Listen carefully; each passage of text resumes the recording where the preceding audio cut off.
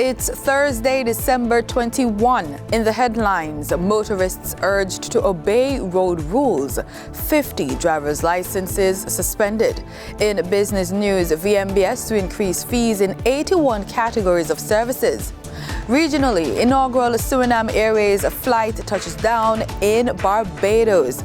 And in sports, West Indies test squad named for tour of Australia.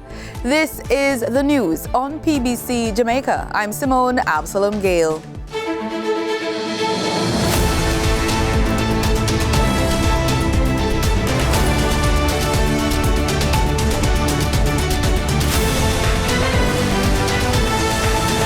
Assistant Commissioner of Police Gary McKenzie is warning motorists to obey the rules of the road or they will feel the effects of the law.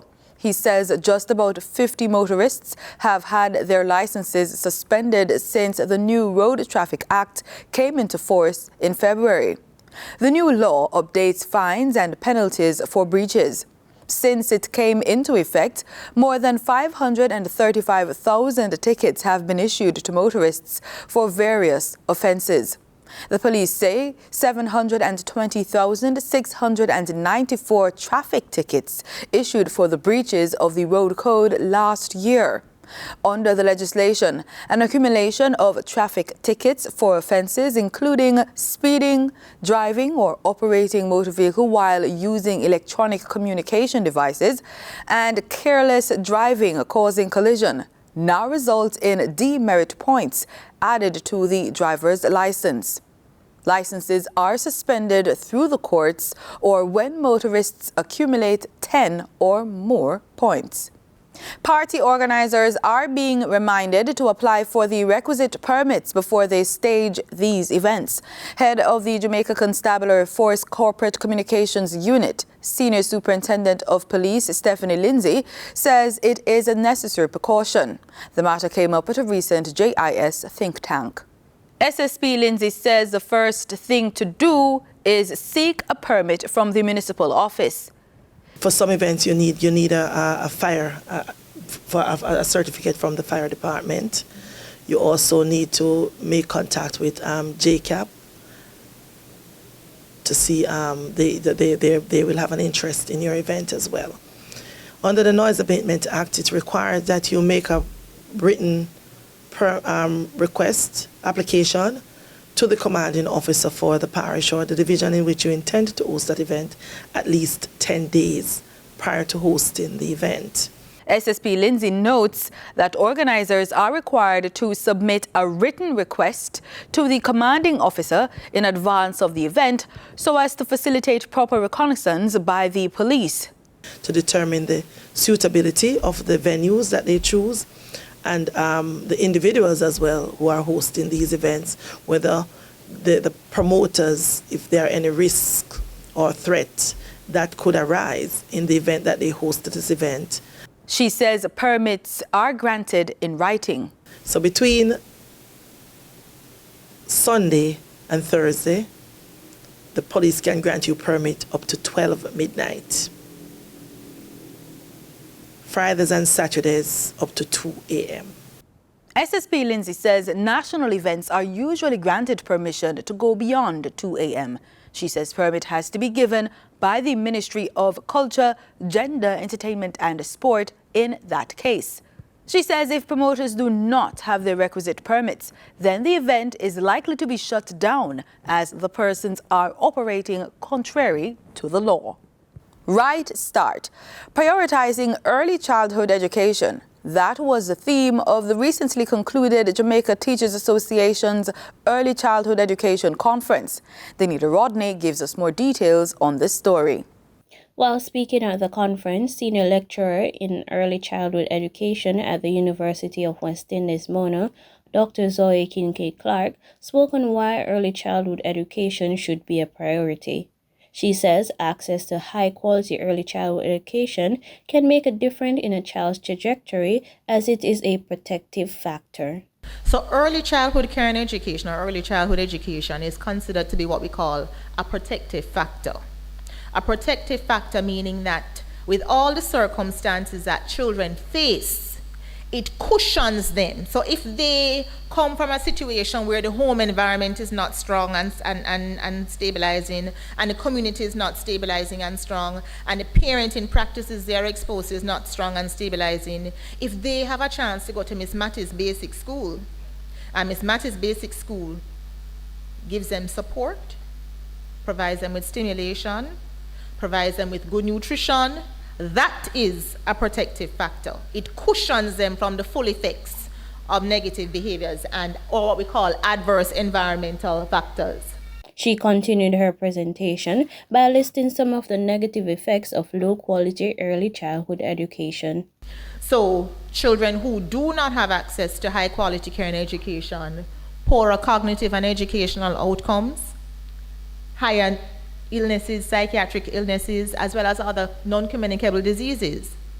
They're more likely to display antisocial behaviors. They're less likely to be financially successful in their adult years. They have lower life expectancy, and they're more likely to have chronic illnesses. This is all related to the quality of your early care and education. And then we can talk about the benefits. Dr. Kincaid Clark informed those present that children's behavior in the classroom are often a result of outside influences, and teachers should be prepared to deal with them. The fundamental thing is that many of the things that happen inside the classroom are not a product of the classroom. They're a product of what happened outside of the classroom that children brought into the classroom. And so to be an effective early childhood teacher, it means that you need to have strategies to deal with the outer road things and deal with it inside the classroom. Reporting for the news on PBCJ, I'm Danita Rodney.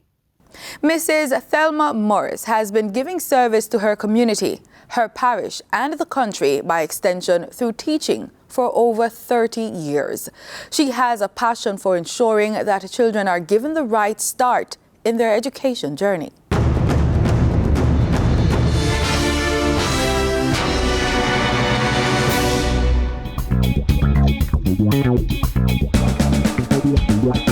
In this episode of Community Heroes, we're in Pepper St. Elizabeth, heading to Wilmore Prep School to meet up with our heroine. We finally made it to Wilmore Preparatory School here in Pepper St. Elizabeth. We're here to talk to Miss Thelma Morris. She's the principal here, and of course we brought some goodies for the students.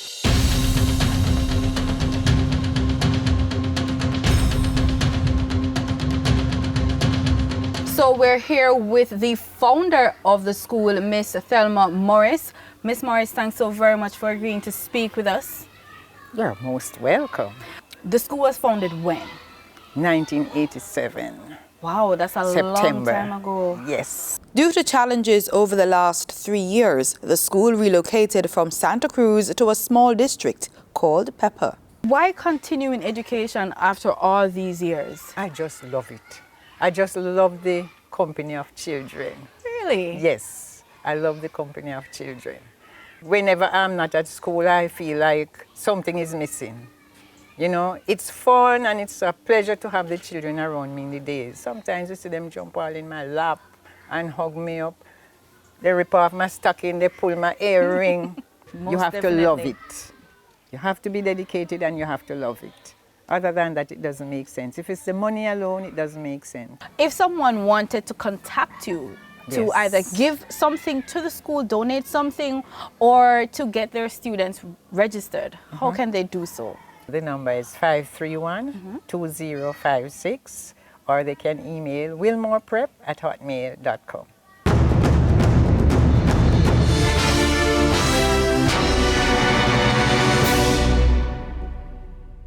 Time now for the business report with Denise Williams.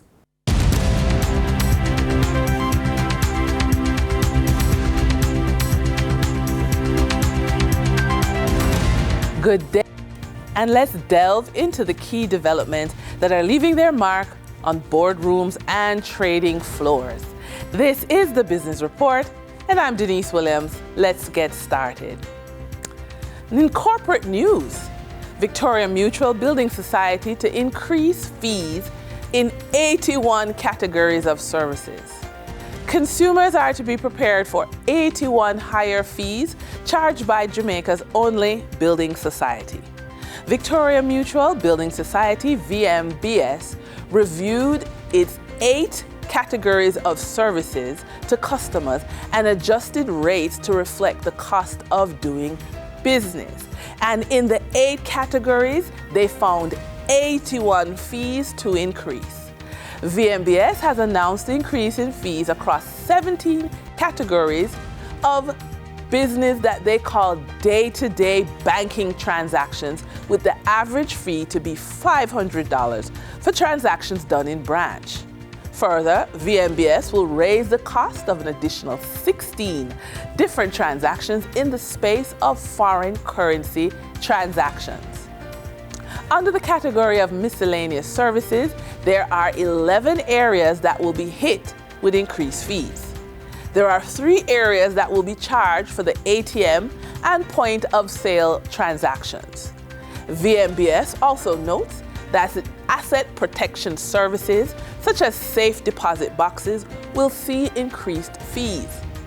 Business services will see 16 areas of increase, and online banking transactions will see 3 areas of increase. For email withdrawal requests, the bank will increase fees in 5 areas of services.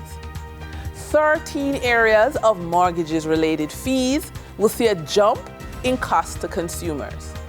Overall, the mortgage institution notes that many of the areas of increased fees can be completed online or at the company's ATMs at no charge. The changes are to take effect February 1, 2024. JMMB to increase financial service fees in 3 categories. Regional Investment and Banking Group, JMMB, has announced that it will increase 3 fees and continue to subsidize 4 withdrawals made each month from the JMMB Bank ATM. JMMB will charge 25 Jamaican dollars in fees for each subsequent withdrawal after the first 4. A fee of $80 will be charged for ATM withdrawals from non-JMMB banks, and a fee of $12 will be charged for transactions conducted with your JMMB Bank Visa card at point-of-sale machines in Jamaica. The fee increase will take effect February 1, 2024. Investors make 2% gain on money market instruments. According to research done by Victoria Mutual Wealth and the Private Sector Organization of Jamaica, the rate of inflation as at the 12 months period ending November 2023 came in at 6.3%, and the rate of interest offered by the Bank of Jamaica on the 273-day Treasury bill was 8.43% for the same period. For savvy investors, this means that holding your money in the safe Treasury bill backed by taxpayer revenue would give a rate of return of 2.13%. Breaking it down even further, investors should be on the lookout for assets that give them a greater return than the rate of inflation of 6.3%. We now turn to the Jamaica Stock Exchange. As the holiday comes closer, trading volumes for some of the shares on the Jamaica Stock Exchange became smaller, while other companies saw volumes changing hands in large numbers between buyers and sellers. During trading on December 20, 2023, the top advancing stocks covered the commercial real estate, the automotive, and air conditioning industry in Jamaica. BPO landlord and real estate development company Stanley Motor Limited shares advanced 14.97%, or jumped by 78 cents to close at $5.99 with 900 shares traded. Auto dealer Jetcon Corporation Limited shares advanced by 11.27%, or jumped by 8 cents to close at 79 cents with 10 shares traded. Air conditioning distribution firm CAC 2000 Limited shares advanced 7.5% or 34 cents to close at $4.85 with 4 shares traded. On the declining stocks that traders experienced on December 20th, the top 3 covered a vast sector of the economy. Billboard and media advertising company iCreate Limited declined by 32.86% with a loss of 23 cents from the previous day's share price to close at 47 cents with 910,000 shares traded. AMG Packaging and Paper Company Limited declined by 12.13% with a loss of 33 cents from yesterday's share price to close at $2.39 with 420 shares traded. Jamaica Money Market Brokers 7.25% preference share declined by 11.5% with a loss of 23 cents to close at $1.77 with 642 shares traded. Over to the Twin Island Republic of Trinidad and Tobago, trading activity on the first-tier market registered a volume of 200,000 shares crossing the floor of the exchange valued at 6.9 million TT dollars. Grace Kennedy was the volume leader with 48,000 shares changing hands for a value of 197,000 TT dollars, followed by Massey Holdings Limited with a volume of 42,000 shares being traded for 182,000 TT dollars. So moving from the money moves of investors, executives, and companies, we are now looking at the Forex market. On December 20, 2023, the Bank of Jamaica reported that $40 million was bought from Forex traders, while $32 million was sold to Forex traders. Buying directly from the Bank of Jamaica, foreign currency traders sold the US dollar for $155.71 and bought the US dollar for $154.55.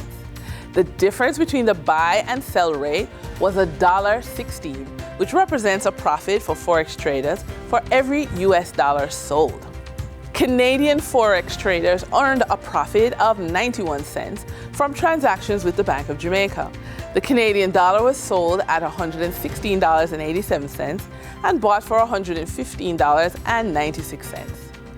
For traders looking at the British pound, they pocketed a profit of $8.24, selling the pound for $201.65 and buying it for $193.41. Now we look at the credit report tip of the day. Credit repair can be a slow and steady process, but with patience and consistent effort, you can make progress. While waiting for negative items to fall off your credit report or for your score to improve, concentrate on building positive financial habits. Remember, rebuilding credit is a gradual process, and positive financial habits contribute to long-term success. Stay committed to making sound financial decisions, and over time, you're likely to see improvements in your credit score. And with that, we wrap up today's business report. I'm Denise Williams. Appreciate your company. Stay well informed. Stay ahead of the curve. Until our next update, take care.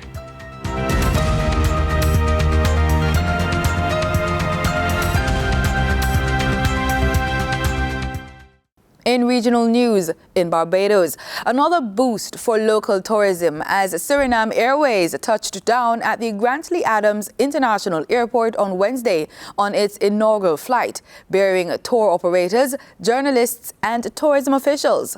Trevor Thorpe reports. The flight touched down around 10:15 and was met on the tarmac by a number of government and tourism officials. Among them, Minister of State in the Ministry of Foreign Trade and Business, Sandra Husbands. And after assisting in cutting the ribbon to welcome the new airline, she told the gathering Barbados is limited by land size, population and resources, and working with others is very important. She hailed today as an important day for Suriname, Guyana and Barbados. The advent of Suriname Airways is a vital part of what we are doing here together. And what is it we're doing? We're not sitting belly aching about all the other people who won't give us connectivity.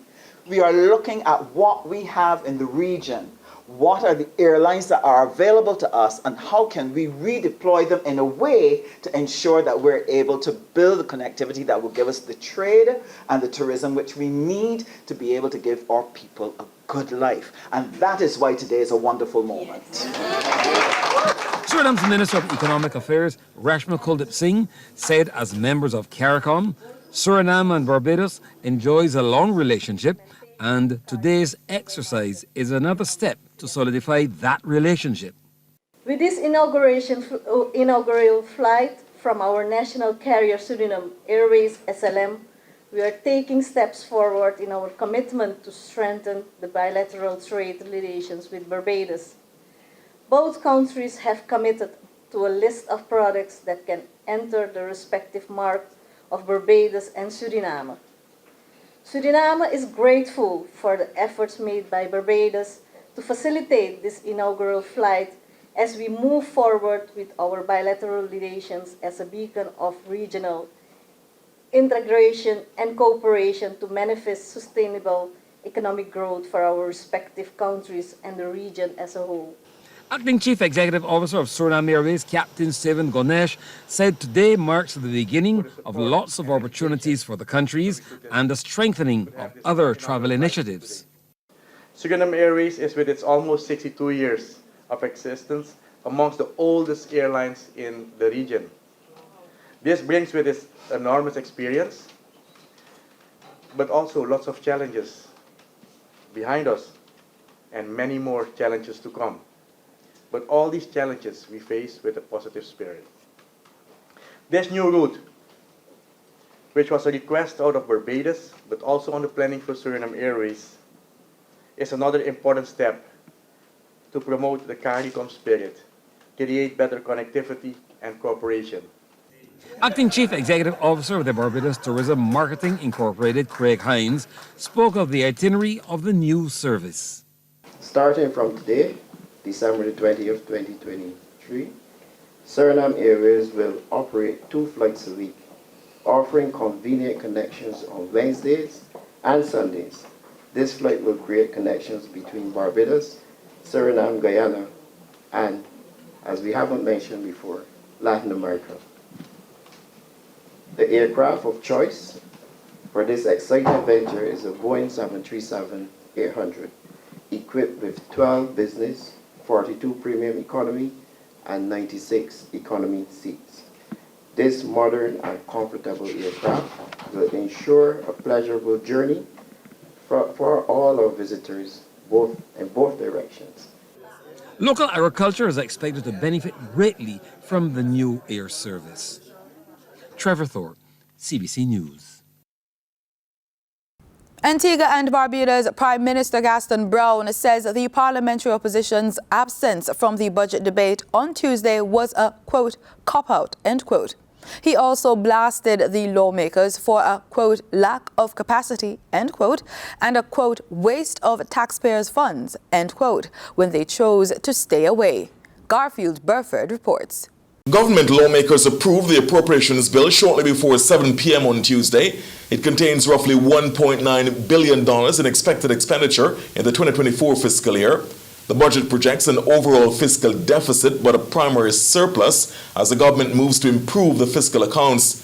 Members of the opposition stayed away from the sitting, insisting last Friday that they would not have been ready to debate before Thursday of this week. As Prime Minister Honorable Gaston Brown concluded the debate on the appropriations bill, he chided the opposition members for their stance. The fact that the members of the opposition did not present themselves is a cop-out. And truth be told, if they had presented themselves today, the debates would have gone until about Thursday or Friday, so they would have had additional time to prepare. But I suspect that during the budget statement that we would have nailed the lies, we would have exposed the lies, and we would have nailed them. And I believe that they were too embarrassed to come here and to repeat those lies. In addition to chastising the opposition, the finance minister also defended his administration's move to introduce measures to shore up the country's revenues. Among these are an increase by 2 percentage points in the Antigua-Barbuda sales tax, the ABST, as well as sin taxes on alcohol and tobacco products. By introducing these measures, what will happen is that we'll be able to meet our obligations, and it will also increase the velocity of circulation of money so that we could, 20% of the money that we spend is going to come back to us in the form of taxes. So if it's $40 million, $8 million coming back to us when it's spent within the economy. And the faster the money turns, then clearly the greater the return. Minister Brown also highlights significant investments that his administration has attracted, especially in hotel properties. Yet another high-end resort to be built at Jolly Beach. That will be a Nikki Beach and residences, a few $100 million there again. In addition, there will be a Marriott at Yepton's Beach.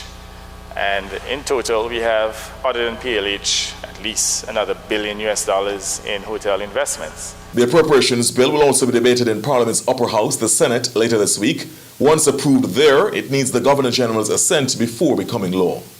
In Trinidad and Tobago, dozens of migrant children at the Little Footsteps of Love screamed, danced and bounced as they enjoyed a full day of Christmas cheer on Wednesday. Terry-Ann Brown-Campbell has the story. Unitas de Amor, the Little Footprints of Love, a primary school for migrant children located in Santa Cruz, was formed 2 years ago out of need. Living at our shelter, many children, as many as like 12, 13 children, home whole day, doing nothing, no education, just really, basically just playing with cell phone, wasting time. Ms. Lopez adds the project quickly created a stir in the migrant community, with many people approaching her to allow their children to attend classes. As it is right now, we have a group of 65 children. 65 children coming from all over, from Conupia, Barataria, Arangues, El Socorro, Curep, Tunapuna, especially from the east-west corridor. But this is something that, to be honest, it wasn't my plan, okay? It's just purely just God's plan. Meanwhile, a former competitor in the 2022 Miss World TT competition and the school's appointed princess, Savannah Sandy, says she hopes the school will continue to thrive and grow. I would hope that we can establish a bilingual government school in Trinidad and Tobago. I think that having Venezuelans who are here in Trinidad, whether as migrants, whatever the situation is, I think it's also helpful to the Trinidadian population to have that mingling with them. It's beneficial to Trinidadians to be bilingual as well, and it's taken me many places learning different languages, and I hope that I can spread that blessing and that skill with the rest of the Trinidadian community. Students from the school were treated to a Christmas party with Santa, along with games, gifts and eats for the second year on Wednesday. Terry-Ann Brown-Campbell, TTT News. In sports, the Cricket West Indies senior men's selection panel has announced the 15-member squad to travel to Australia to play a 2-test series as part of the ICC World Test Championships from January 17 to January 29, 2024. In a press release on Wednesday, CWI stated that the West Indies will again be led by Captain Craig Brathwaite, with fast bowler Alzarri Joseph named as the vice-captain. The squad will arrive in Australia on December 30 and will hold a preparation camp from January 2 to 9 in Adelaide, followed by a 4-day first-class warm-up match against Cricket Australia at the Karen Rolton Oval in Adelaide from January 10 to January 13. These selectors have named several uncapped players in the squad. These are batter Zachary McCasey, wicket-keeper Tevin Imlach, all-rounders Justin Greaves, Kevin Hodge and Kevin Sinclair, as well as fast bowlers Akeem Jordan and Shamar Joseph. And that's the news on PBCJ. Season's greetings.